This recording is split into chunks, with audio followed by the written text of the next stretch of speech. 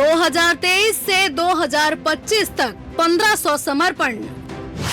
2025 में अब तक 1040 समर्पण। समर्पण का सिलसिला लगातार जारी। सरकार के पुनर्वास पर जगा विश्वास। नक्सल मोर्चे पर लगातार सफलताओं के बीच नक्सलियों की अब जंगलों में कमर टूट चुकी है। बड़े नक्सली लीडर मारे जा चुके हैं और अब नक्सलियों के पास सरेंडर ही एकमात्र रास्ता बचा है। नक्सलवाद के खात्मे का लक्ष्य मार्च 2026 की ओर जैसे जैसे तारीख आगे बढ़ती जा रही है, वैसे वैसे फोर्स का दबाव भी बढ़ता जा रहा है और समर्पण की संख्या भी बढ़ती जा रही है। नवंबर और दिसंबर के महीने में समर्पण की रफ्तार दोगुनी हो गई है। अब ऐसे में समर्पण करने वाले नक्सली और जो समर्पण का विचार कर रहे हैं, उनका विश्वास जीतने साय सरकार ने बड़ा फैसला लिया है और वह फैसला है समर्पण करने वाले नक्सलियों पर दर्ज केस वापस लिए जाएंगे। इस फैसले को आज कैबिनेट ने अपनी मोहर लगा दी है, जिसके तहत कैबिनेट का फैसला, केस वापसी की प्रक्रिया मंजूर। जिला स्तर पर बनेगी कमेटी, अच्छे आचरण पर हटेंगे केस। समीक्षा के बाद कैबिनेट करेगी मंजूर। मंत्रिपरिषद ने आत्मसमर्पित नक्सलियों के विरुद्ध पंजीबद्ध आपराधिक प्रकरणों के निराकरण वापसी संबंधी प्रक्रिया को अनुमोदित किया गया है। मंत्रिपरिषद ने आत्मसमर्पित नक्सलियों के विरुद्ध दर्ज प्रकरण की समीक्षा एवं परीक्षण के लिए जिन्हें न्यायालय से वापस लिया जाना है, जिसके अंतर्गत आत्मसमर्पित नक्सलियों के अच्छे आचरण और नक्सलवाद उन्मूलन में दिए गए योगदान को ध्यान में रखकर उनके विरुद्ध दर्ज प्रकरणों के निराकरण पर विचार का प्रावधान है। नक्सल अभियान अब जंगलों में टूट चुका है। अब ऐसे में अभी भी बंदूक थामे हुए नक्सली समर्पण तो करना चाहते हैं, पर उन्हें डर था कि उन पर दर्ज जुर्म का क्या होगा।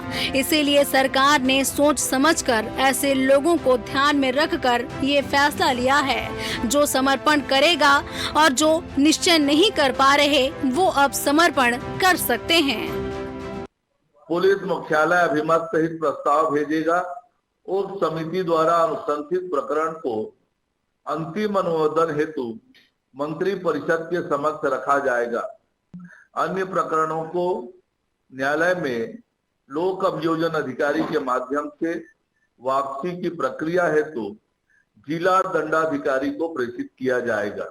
इधर सरकार के फैसले को नक्सलवाद की ताबूत पर अंतिम काल के रूप में देखा जा रहा है, तो इस पर कांग्रेस कई नकारात्मक पक्ष देती है। कांग्रेस का कहना है कि जघन्य अपराधों में शामिल नक्सलियों को माफ करना शहीद हुए जवानों के साथ आखिर कैसे न्याय होगा। नक्सली के नाम से सैकड़ों आदिवासियों को जेल में ठूंस दिया गया है, जिसको उनके अपराध के बारे में भी जानकारी नहीं है। उनको ये भी पता नहीं है कि कोर्ट कचहरी में वकील किस प्रकार से लगाए, उसके पास पैसा भी नहीं है। लेकिन इस सरकार में भी बहुत सारे लोगों को नक्सली बता के जेल के अंदर ठूसे गए हैं।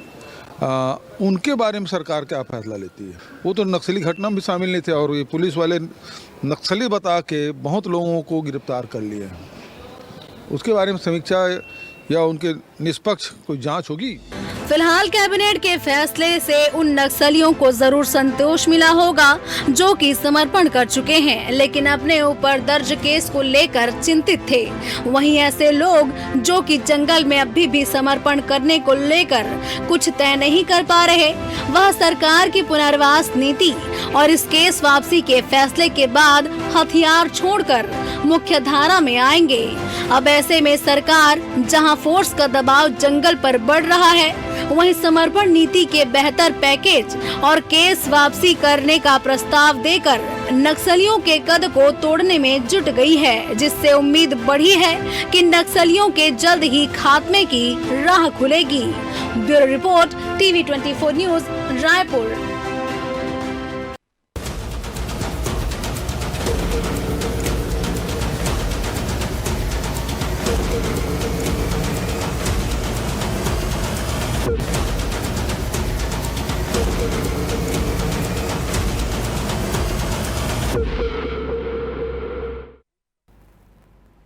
नमस्कार, मैं हूं मोहन तिवारी। आज के मुद्दे में आपका स्वागत है और आज का मुद्दा हमारा आधारित है नक्सलवाद की ताबूत में अंतिम कील कुछ इस तरीके से ठोकी जा रही है कि कोई रास्ता नक्सलवाद की विचारधारा के लिए बचे ही ना, और इसीलिए लगातार जंगल में फोर्स दबाव बना रही है और नक्सलियों की मुठभेड़ की खबरें आए दिन हमें सुनने को मिल रही है। और इस बीच ऐसे भी नक्सली हैं जो कि वापस मुख्य धारा में आना चाहते हैं, उनके लिए सुविधाएं बढ़ाई जा रही हैं, रास्ते खोले जा रहे हैं और अब एक नया दरवाज़ा खोल दिया गया है कि उन्हें डरने की भी ज़रूरत नहीं। अगर उनके खिलाफ कोई जुर्म दर्ज है तो वो जुर्म भी वापस होंगे। कैबिनेट ने आज इस पर अपनी मुहर लगा दी है। इससे क्या होगा, इसका इम्पैक्ट क्या होगा, इसी पर आज हम चर्चा करेंगे और जानेंगे कि आखिर इस मामले को लेकर राजनीतिक राय अलग अलग क्यों हैं। चर्चा शुरू करते हैं, उससे पहले मिल लेते हैं उन मेहमानों से जो इस चर्चा में हमारे साथ रहेंगे। हम बहुत स्वागत करेंगे। हमारे साथ मौजूद हैं हमारे स्टूडियो में कांग्रेस का पक्ष रखने के लिए रवि गवलानी जी, बहुत स्वागत है आपका। बीजेपी का पक्ष रखने के लिए हमारे साथ है तौकीर रजा जी, बहुत स्वागत करेंगे आपका। और इस पूरे मामले को हम बस्तर के नज़रिए से भी समझने की कोशिश करेंगे तो राजनीतिक विश्लेषण शेयर करने के लिए मौजूद है वरिष्ठ पत्रकार संजीव पचौरी जी, बहुत स्वागत है आपका। तो तीनों मेहमान हमारे साथ बने हुए हैं। सरकार का फैसला आ चुका है और इस फैसले के पीछे की मंशा भी साफ झलक रही है कि सरकार चाहती है कि ऐसे लोग जिनके मन में थोड़ा भी संदेह है कि हमारा पुनर्वास कैसे होगा जब हमारे ऊपर इतने केस दर्ज होंगे, तो उन्हें डरने की ज़रूरत नहीं। सरकार ने प्रक्रिया बना दी है, आवेदन होंगे, कमेटी के पास जाएगा और कमेटी के बाद कैबिनेट इसे अनुमोदन देकर केस भी वापस करेगी। क्या सोचती है सरकार और क्या इसके पीछे की मंशा है, बताएंगे तौकीर जी। तौकीर जी, बड़ा फैसला लिया है आप लोगों ने, इससे क्या होने जा रहा है, इसका इम्पैक्ट कितना पड़ेगा? आप सभी को, आपके दर्शकों को मेरा नमस्कार। देखिए, ऐसा है, ये बहुत ही साहसिक और मानवीय पहल है। संविधान के तहत केंद्रीय सुरक्षा एजेंसियां भी और राज्य की सुरक्षा एजेंसियों ने भी इसको पहल करने के लिए बहुत दिन से प्रयासरत थी और उसकी पहल के हिसाब से ही ये प्रयास किया गया और इसमें एक फैसला लिया गया है। तो इसका स्वागत किया जाना चाहिए, लेकिन इसमें राजनीति करने का अगर कोई कोशिश करेगा तो ये ठीक नहीं है। देखिए, एक मानवीय पहल है। अगर कोई सरेंडर करके अगर अपने जिसने भी जो भी उन्होंने घटना करी हो या कुछ भी करो, लेकिन अगर वो सरेंडर करके एक मुख्य धारा में आना चाहते हो तो इसकी स्वागत करना चाहिए। अभी हमारे संविधान की रीति और नीति क्या है, यही तो है। और आप किस प्रकार से बातें कर रहे हैं? क्या आपकी पूर्ववर्ती सरकार में, केंद्र की सरकार और राज्य की सरकार पंजाब में जब रही, तब भी तो वहां जब आतंकवाद था तब भी इस प्रकार से पहल की गई और आज वहां पर आतंकवाद आज जाके समाप्त हुआ है। तो अगर ऐसा प्रयास किया जा रहा है तो इसको आपको राजनीतिक चश्मे से ना देख के, ना राजनीतिक बयानबाजी से ना करते हुए आपको ऐसी इस मानवीय पहल करते हुए मानवीय चश्मे से देखना चाहिए, संविधान के चश्मे से देखना चाहिए। जो आपने पहले किया है, आप करो तो बहुत अच्छा, हम करो तो बुरा, ये कौन सा तरीका है भाई? अगर एक तरह से एक नक्सलवाद समाप्त हो रहा है जैसे सरगुजा से समाप्त हुआ था, आज वहां पर देखिए कितना अच्छी विकास की जो है चीजें बढ़ रही हैं। आप भी आसानी से जा सकते हैं। बस्तर में भी जब ये चीजें होंगी तो मुख्य धारा पर जब कोई आएगा तो वो चाह रहा है कि भाई हमारे पर जो केस लगाए गए हैं उसको हटाया जाए। तो उसमें कोई बुराई नहीं है, लेकिन उसमें भी ऐसा नहीं कि एकदम से कोई बोलने से किसी का हटा दिया जाएगा।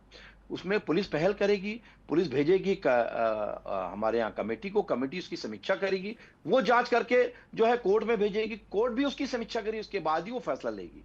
फैसला सिर्फ हमारा नहीं होगा, कोर्ट का भी फैसला होगा, कोर्ट में शामिल रहेगी। कोर्ट जो अगर निर्णय करेगी नहीं देना है तो कोर्ट का निर्णय सर्वमान्य होगा। तो ये एक फैसला है कैबिनेट का, माननीय पहल है, वो भी संविधान के तहत। तो इसका स्वागत किया जाना चाहिए। इसमें राजनीति नहीं करना चाहिए, क्योंकि देखिए सभी का नुकसान हुआ है। हम आपके राजनेता मरे हैं तो हमारे भी टारगेट के अंदर हमारे भी नेता मरे हैं, हमारे देश के भी जवान मरे हैं। अब वो नहीं होना चाहिए, इसी के लिए तो प्रयासरत हैं साहब। आप इसमें क्यों ऐसा चश्मे से देखते हैं कि जो है माफ करेंगे तो क्या होगा? अरे भाई, वो खुद मुख्य धारा में आना चाहते हैं तो उसको प्रयास तो करना पड़ेगा। ऐसी थोड़ी सीधा बोल दिया जाएगा कि हाँ अपराध हटा दो। उसको पहले आजमाया जाएगा, उसको देखा जाएगा। जेल में भी डालने के बाद उसको आजमाया जाता है कि किस किस प्रकार से उसे चाल चलन, अगर चाल चलन अच्छा होता है तो उसको जेल भी जो है, कोर्ट भी उसको जो है बरी करने की सिफारिश करता है। जेल सिफारिश करता है तो कोर्ट उसका पहल करता है। उसी कानून के तहत, उसी संविधान के तहत भारतीय जनता पार्टी की एक सरकार जो है, ये एक अच्छी पहल है, इसका और अच्छी पहल करते हुए आगे बढ़े, इसका स्वागत किया जाना चाहिए। इसको राजनीति नहीं करना चाहिए। ठीक है, चलिए, राजनीति तो नहीं होनी चाहिए, ये सभी चाहते हैं, पर इसकी मंशा अच्छी हो सकती है, लेकिन कुछ इम्पैक्ट हैं जो कि रेखांकित किए गए हैं, जिस पर ध्यान देने की भी ज़रूरत बनी हुई है। कांग्रेस को क्या अंदेशा है, जान लेते हैं रवि गवलानी जी से। रवि गवलानी जी, ये तो प्रक्रिया है, समर्पण जो कर रहे हैं, आखिर उनके ऊपर केस भी चलते रहेंगे तो फिर ये एक तरीके से उचित नहीं लगेगा, इसलिए एक प्रक्रिया अपनाई गई है। राजनीतिक दलों के नेताओं के भी केस वापस होते हैं, नक्सलियों के भी केस वापस हो रहे हैं, इसमें क्या डर क्या है? मोहन जी देखिए, भारतीय जनता पार्टी की प्रदेश में सरकार बनी लगभग 2 साल पहले। 2 साल से ये लोग हमेशा अपनी पीठ थपथपाते आ रहे हैं कि ये लोग नक्सलियों का खात्मा कर रहे हैं, और इन लोगों ने ये भी डेडलाइन दे दी कि 31 मार्च 2026 को देश से सारे नक्सली खत्म हो जाएंगे, और खासकर छत्तीसगढ़ प्रदेश के संदर्भ में बात कही। सेना को क्रेडिट नहीं दिए, अपनी नीतियों को ही दिए। ठीक है, अब ये क्या कह रहे हैं कि हम प्रोत्साहन दे रहे हैं कि आप सरेंडर करिए, हम आपके केसेस को खत्म करेंगे, कमेटी बनेगी, कमेटी जा करके वो रिकमेंडेशन करेगी, फिर कैबिनेट में जाएगा। अगर इनकी नीति सही थी, अगर इन लोग सही तरीके से काम कर रहे थे, अगर 31 मार्च तक के डेडलाइन इनकी नीति के अंतर्गत चल रही थी, तो अचानक ये नया बदलाव क्यों ला दिया गया? पहली बात। दूसरी बात, छत्तीसगढ़ प्रदेश की कैबिनेट ने फैसला लिया है। आपको भी पता है मोहन जी कि हमारे यहाँ जो जंगल है, जो बस्तर का क्षेत्र है, वो 7 राज्यों से घिरा हुआ है। बहुत सारे दूसरे राज्य भी हैं जिसमें आते हैं, उसमें महाराष्ट्र भी आता है, तेलंगाना भी आता है, उड़ीसा भी आता है, आंध्र प्रदेश भी आता है, और भी दूसरे राज्य आते हैं, मध्य प्रदेश भी आता है। तो कई बार नक्सली जो हैं वो एक राज्य से दूसरे राज्य चले जाते थे। तो ये नीति अगर छत्तीसगढ़ में लाई गई है, तो अगर कोई नक्सली यहां से निकल करके दूसरी जगह जा रहा है, या दूसरा यहां आ रहा है जिसका अपराध हमारे यहाँ पंजीबद्ध ही नहीं है, उसका अपराध दूसरी जगह पे पंजीबद्ध है, तो उसका किस तरीके से निराकरण होगा? अगर इसकी इस तरह की कोई नीति आ रही है, तो ये पूरी एक नेशनल लेवल पर कोई चीज आनी चाहिए, और उसमें स्पष्टीकरण होना चाहिए मोहन जी कि जिन नक्सलियों ने नरसंहार किया है, आज मैं 2013 की ही बात नहीं करूंगा जब कांग्रेस के शीर्ष नेतृत्व नक्सलियों की भेंट चढ़ गया, उसके पहले भी चलिए 2010 में भी जब ताड़मेटला कांड हुआ था, तो हमारे कई सारे जवान शहीद हुए थे। जवान हमारे देश के हैं, हमारी इस मिट्टी के हैं, हमारी भारत माता के सपूत हैं वो लोग, वो भी शहीद हुए थे। ऐसे बहुत सारी घटनाएं हुई हैं। तो जो इस तरीके से नक्सलियों ने उनको मारा, क्या उनके लिए भी सरकार यही चरित्र अपनाएगी कि उनकी भी माफ करेगी? और अभी हमारे बीजेपी के प्रवक्ता भाई तौकीर कोर्ट की बात कर रहे थे कि मामला कोर्ट में भी जाएगा।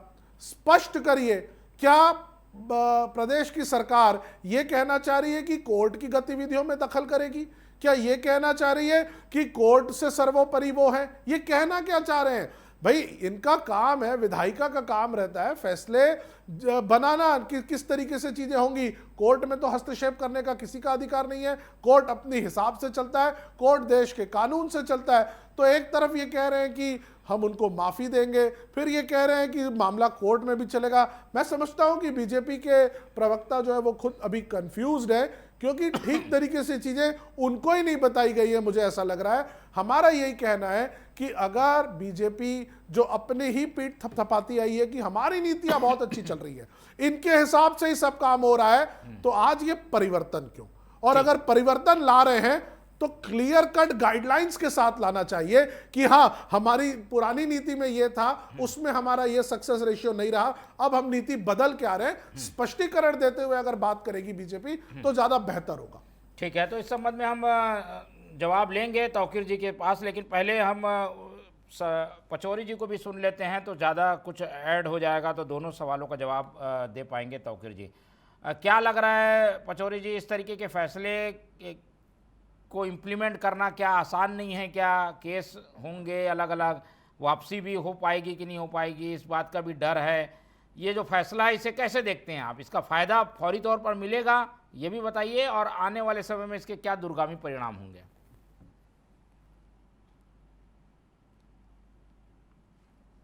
पचौरी जी, आपकी आवाज़ नहीं आ रही है, म्यूट किया होगा आपने।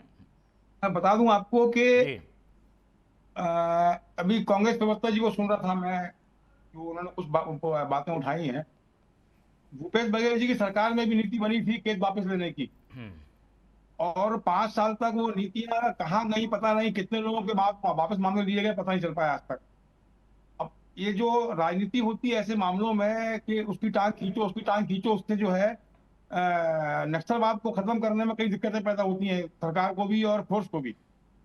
क्योंकि उस समय जब भूपेश बघेल जी सरकार ने नीति बनाई थी कि हम मामले वापस लेंगे न्यायालय से, तो आखिर वो किस नियम से बनाई थी उन्होंने? उसी नीति को आगे बढ़ाया है सरकार ने। और जब आप किसी को समर्पण करने के लिए कहते हैं तो फिर आपको उनको सुविधाएं देनी पड़ेंगी, आपको उनको आत्मसमर्पण करने के लिए आपको कुछ ना कुछ ऐसा दिखाना पड़ेगा ताकि वो समर्पण करें। आप कहेंगे हम समर्पण भी कर दीजिए, आप कहेंगे कि हम मुकदमे वापस भी नहीं लेंगे, हम तो आपको सजा दे देंगे, तो ऐसे में फिर वो जो शासन की नीति है कि खत्म करना नक्सलवाद को, सभी को हथियार डलवाने हैं, उससे बहुत दिक्कतें आएंगी। अभी जो सरकार ने फैसला लिया है, अभी जो माहौल चल रहा है बस्तर में, चूंकि बस्तर रहता हूं मैं, तो जो नक्सलियों में जो हथियार, ये पहली बार हुआ है इस बार, बता दूं आपको मैं, इतने सालों में कि हथियारों के साथ नक्सली समर्पण किए हैं, वो भी बड़ी मात्रा में, बड़ी हथियारों के साथ। ये बहुत बड़ी उपलब्धि है भारतीय जनता पार्टी के, मतलब फोर्स कह सकते हैं, नीतियों कह सकते हैं, सरकार कह सकते हैं, केंद्र कह सकते हैं, लेकिन ये बहुत बड़ी उपलब्धि है। क्योंकि अभी तक जो है निहत्ते आते थे लोग, तो सरकार वो समर्पण करते थे, बिना हथियार के आते थे और आरोप रखते थे कि नक्सली है भी कि नहीं है। लेकिन अब जो हो रहा है कि 50-50, 60-60 बड़े बड़े हथियार, ऑटोमेटिक हथियार को साथ में समर्पण कर रहे हैं, वो हथियार छोड़ रहे हैं, ये बहुत बड़ी बात है ये। और अगर ये सरकार करने में सफल हो जाती है 31 मार्च तक, तो मैं कहता हूं कि छत्तीसगढ़ के लिए बहुत बड़ा उपलब्धि होगी। क्योंकि पूरे छत्तीसगढ़ का विकास, खासतौर से बस्तर के साथ जिलों का विकास जो है इस तरह रुका हुआ है, जिसके कारण में आज फोर्स ने जो दबाव बनाया है, जो अंदर तक पहुंची है फोर्स, आज स्थिति है कि नक्सलियों के पास छुपने की जगह नहीं है, उनको आंध्र भागना पड़ रहा है, उनको महाराष्ट्र भागना पड़ रहा है, इतनी बड़ी घेराबंदी कर रखी है, मजबूर कर दिया उनको समर्पण करने के लिए। तो ऐसी सम परिस्थितियों में जो पक्ष में है लोकतंत्र के, उस समय में किसी भी पार्टी को, कांग्रेस हो या कोई पार्टी हो, राजनीति ना करके किस तरह से इस मामले को सब्साइड किया जाए, किस तरह से इस मामले को खत्म किया जाए, नक्सलवाद को, इस पर ज्यादा ध्यान देना चाहिए। नीतियां बनती बदलती रहती हैं, अभी जो नीति बनी है वो कहीं ना कहीं नक्सलियों को आत्मसमर्पण करने के लिए प्रेरित करेगी। ठीक है, और इसमें कुछ और चीज़ें ऐड करने की ज़रूरत है क्या? ये हो पाएगा क्या, केस वापस हो पाएगा क्या? जैसे कांग्रेस आशंका व्यक्त कर रही है कि संभव नहीं है।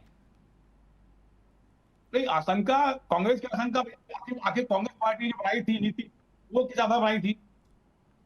उनने भी बनाई थी नीति ना, हम मामले वापस लेंगे, फिर बैठकें भी हुई, इसमें समीक्षाएं भी हुई। तो वही चीज जब भारतीय जनता पार्टी कर रही है तो उस दल को दिक्कत नहीं होना चाहिए। और मैं कहता हूं कि इस प्रक्रिया को जितनी जल्दी किया जाएगा, जितनी जल्दी परिणाम सामने आने चालू होंगे, उतनी जल्दी नक्सलवाद खत्म हो जाएगा पूरी तरह से।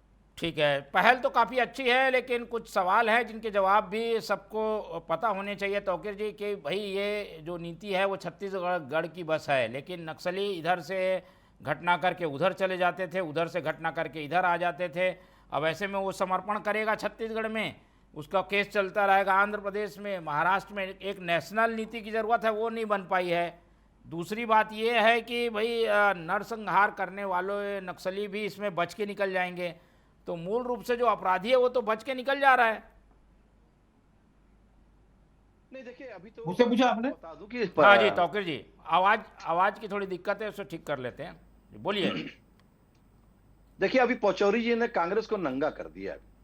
जो मैं जवाब देना चाह रहा था तो उन्होंने बता दिया। मैं वही इसी पे आ रहा था कि कांग्रेस ने भी नीति बनाई थी। जब ये नीति बनाती है तब तो ये बोलती कि हमने नीति बनाया, और जब नीति फेल हो जाती है तब उसका कभी कोई समीक्षा करने की कोशिश भी नहीं करती, और जब हम नीति बनाते हैं तो उसमें राजनीति करती है।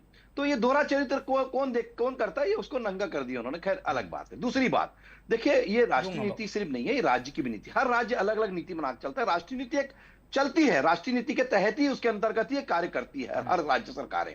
राज्य जब केंद्र कोई नीति बनाती है तो उसी के अंतर्गत हम और क्या अच्छा कर सकते हैं उसके अंतर्गत हर राज्य सरकारें कर रही हैं। तो आंध्र सरकार की अलग है, तो तेलंगाना सरकार की अलग है, तो उड़ीसा सरकार की अलग है, तो महाराष्ट्र सरकार और मध्य प्रदेश सरकार की अलग अलग नीति है। लेकिन आप ये देखिए कि कभी ऐसा हुआ कि इतनी बड़ी इच्छा शक्ति के साथ एक टारगेट करके खत्म किया जाना, वो अपने आप में बात। नरसंहार की बात करें कि नरसंहार जो किए हुए बड़े बड़े नक्सली है, वो क्या नरसंहार जितने बड़े बड़े भूपेती जैसे जो नक्सली है उसको तो मार गिरा दिया गया, गिरफ्तार नहीं किया गया है, मार गिराया गया हमारे जवानों द्वारा। तो ये आपको उसको मानना पड़ेगा। अभी भी जो नक्सली है वो नरसंहार वो जरूर किए होंगे, हत्या जरूर किए होंगे हमारे जवानों की, लेकिन एक नीति है उसको खत्म करने की, कैसे किया जाए। आप जब करते हैं पंजाब में तो आप बहुत अच्छा करते हैं, लेकिन जब हम करते हैं तो आप उसका ये दोहरा चरित्र बंद करिए साहब। देखिए ऐसा है, ये केंद्र की नहीं संविधान की नीति रीति के हिसाब से कार्य होता है। संवैधानिक जो तरीके होते हैं उसके तहत ही कोई भी सरकार कार्य करती है, उससे हटके कोई काम नहीं कर सकती। तो पहले इसको समझना पड़ेगा। और उसके अलावा भी एक बात और भी समझिए, 1967 से निकला हुआ नासूर है साहब। आपने इन 58 साल में आपकी सरकारें कई बार रही, हमारी तो समझ लीजिए 15 और ये 15 2 17 साल ये अभी की सरकार है, वो भी अविभाजित मध्य प्रदेश के बाद। हमने तो फिर भी इसको कंट्रोल करने की 2 साल में जो कोशिश की उसमें लगभग हमने 2500 से ज्यादा हमने नक्सली समर्पण करा लिए। 1900 से ज्यादा नक्सली जो है गिरफ्तार हमने कर दिया 2 साल में मात्र, और 505 नक्सली हमने मार गिरा है। इससे बढ़कर और उपलब्धि और क्या चाहिए? अभी भी आप चाहते हैं कि आप ये भी टारगेट कम है, ये हमारी इससे बढ़कर उपलब्धि, वो भी गिनती के साथ, एक एक चीज के टारगेट के साथ सारी चीजें हैं। तो ये उपलब्धि है साहब, इसको आपको मानना पड़ेगा। ये कोई किसी की राजनीति वाला मामला नहीं है। अगर राजनीति करने आऊंगा तो मेरे पास बहुत सारे साथ पोथी पुराण उखाड़ने के लिए। आपके समय के अविभाजित मध्य प्रदेश में मंत्री थे कांग्रेस के, उनको तावरे, उनको मार दिया गया था। आपने क्या किया था? आपकी सरकार ने कोई बदला कभी लेने की कोशिश करी? नहीं करी। हमने अगर ठोस नीति बनाई है, सरगुजा समाप्त की भारतीय जनता पार्टी की रमन सिंह की सरकार ने, तो आज विष्णुदेव की सरकार जो है उसको समाप्ति की ओर ले आते हुए केंद्र शासन के साथ काम करते हुए आगे बढ़ गई है। और आप भी जानते हैं कि आप भी मान रहे हो, तैयार है कि ये बिल्कुल खत्म होने को, लेकिन उसमें इस प्रकार से मीन महकमान निकालिए साहब, आपको समर्थन करना चाहिए। क्योंकि देखिए आपका भी खोलना पड़ेगा नक्सलियों को वापस लाने के लिए, जो जंगल में हैं वो आना चाहते हैं लेकिन उन्हें डर है, उसके लिए ये नीति बनाई गई है। रवि जी करेंगे जब हमारी पॉलिसी अच्छी होगी, जब हमारे नियम कायदे उनको उसके हिसाब से लगेंगे कि इस प्रकार से जो इनकी पॉलिसी बहुत अच्छी है, जिसकी पॉलिसी अच्छी उस राज्य में जाके वो सरेंडर करेंगे। देखिए ये भी बात को समझ लीजिए, और ये हो भी रहा है। मोहन जी यहाँ के देखिए, कई नक्सली उनको रोकेगी तब तो तौकीर जी आ गई, मेरी आवाज नहीं जा रही उन तक, थोड़ा ठीक करिए। हाँ जी, मेरी बात को आप समझिए मोहन जी। मैंने क्या कहा कि अगर भारतीय जनता पार्टी की अभी तक की नीति सही चल रही थी तो आज अचानक ये परिवर्तन क्यों? और जब मैंने इसको दूसरे प्रदेश के मामलों में कहा कि हर प्रदेश की चीजें अलग होती है, तो वहां पे ये दूसरे प्रदेशों के लिए जो है साइलेंट है, वहां के बारे में अलग से नहीं नीति बनाई गई जाए भाई साहब। ये नीति पहले संविधान में है ही, उसको इसमें और जो कैसे होगा? जब ये बोल रहे हैं जो है बाकायदा बताया, आपकी बात आ गई है, आपने सही जवाब दे दिया है।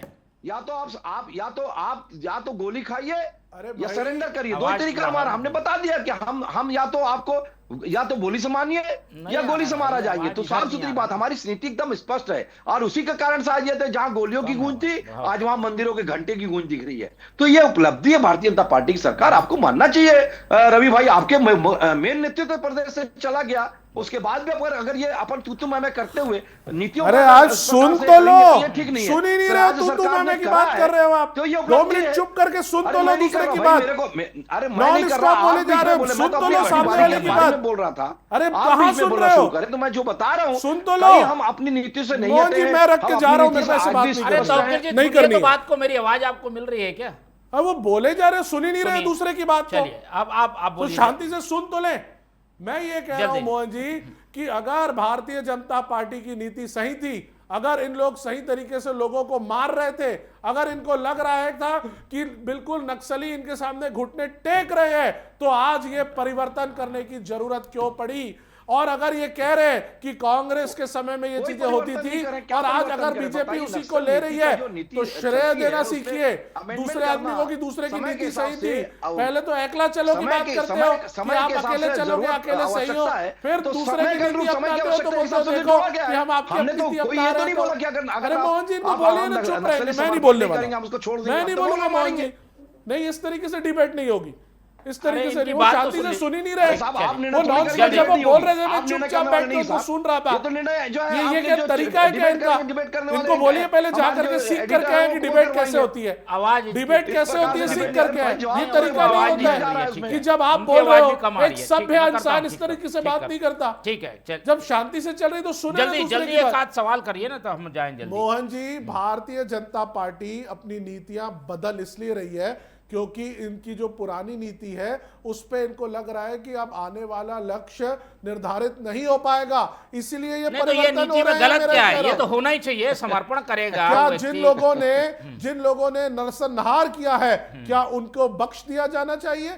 जिन लोगों ने हमारे जवानों को मारा मैं जवाब है, दे रहा हूं, मोहन जी। हमारे शीर्ष नेताओं को मार दिया, कई बार आदिवासियों को मारा, तो क्या उन लोगों के लिए सरेंडर हो जाएगा? ये क्या ऋण माफी की बात हो गई कि आपका जुर्म माफ कर देंगे? ये चलिए, क्या ठीक है। चाहती है भारतीय जनता पार्टी? नरसंहार करने वालों को क्या छोड़ दिया जाए?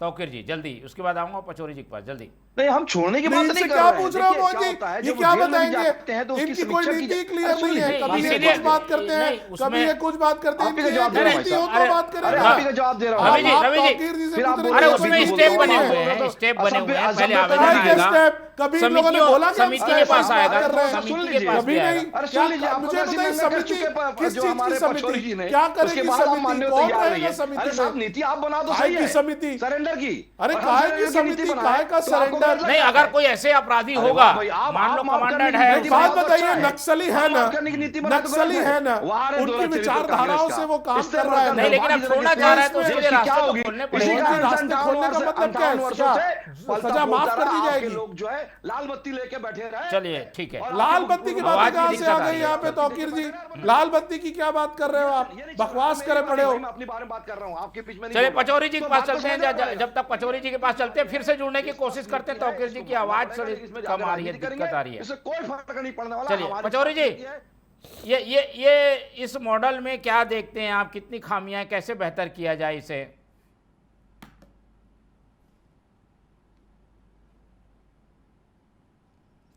पचौरी जी, मेरी आवाज मिल रही है आपको? भारतीय जनता पार्टी ने जो बनाई है नीति भी, वो कांग्रेस की नीति को ही आगे बढ़ाया उन्होंने।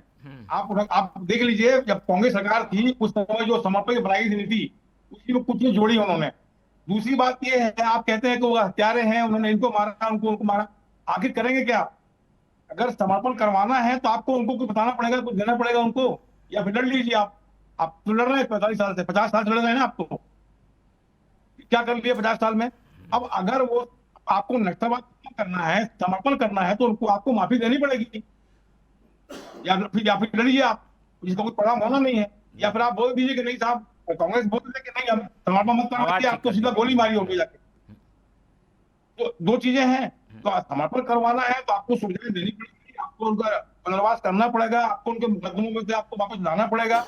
तो इसमें कोई बहुत बड़ी कोई चीज नहीं है। वो कोई भी सरकार आएगी उसको ये करना ही पड़ेगा, अगर वास्तव में आपको समस्या समाधान करना है तो। नहीं तो हत्याएं होती रहेंगी, लोग मरते रहेंगे। कांग्रेस के लोग मरे हैं, भाजपा के लोग भी मरे हैं, आम आदमी मरा है, पत्रकार भी मरे हैं। ठीक है, इसमें मानवीय वो पक्ष हो अपने सकता को है अगर कि वास्तव में- नरसंहार करने वालों के साथ क्या सलूक किया जाए, लेकिन एक स्टेप बना दिया गया है कि भाई कमेटियां हैं, उसके बाद कैबिनेट भी अंतिम मंजूरी देगी तभी केस हटेगा। तो इसलिए काफ़ी हद तक ब्लैक एंड वाइट में चीज़ें समझ में आ जाएंगे कि छोटा कैडर है या कमांडेंट है या कौन कितना अपराधी है, उसको देखकर केस वापस होगा। इसलिए अभी से कुछ भी कहना जल्दबाजी होगी, लेकिन एक नीति बनी है, इसका इम्पैक्ट आने वाले दिनों में देखने को मिलेगा। समय कम है, चर्चा यहीं ख़त्म करते हैं। हमारे साथ रवि गवलानी जी जुड़े, उनका धन्यवाद। तौकीर जी ने समय दिया, उनका धन्यवाद। और संजू पचौरी जी हमारे साथ बने रहे, उनका बहुत बहुत धन्यवाद। तो तीनों मेहमानों को धन्यवाद कहते हुए आज की चर्चा यहीं ख़त्म करते हैं और आप लोग से रखते हैं उम्मीद कि आप लोग देखते रहेंगे TV24। रखें अपना बहुत ख्याल। नमस्कार।